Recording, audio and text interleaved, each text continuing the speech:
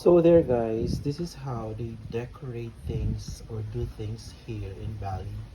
Ayan, simpleng lalagyan ng kung ano. Nilagyan nila ng tubig tapos nilagyan nila ng floating flowers. Ang ganda, diba? Tapos in here naman, I just have to show you. Ayan sa grounds, makikita mo merong mga nakalagay na akala mo dumi or basura. No, they are not.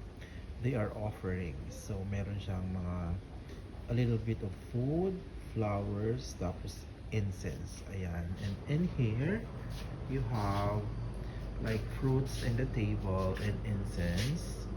Tapos ayan, Buddha.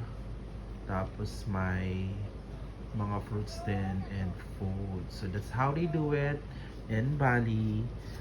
Diba? Very decorative. Parang lahat dekorasyon. So this is my beautiful place, guys.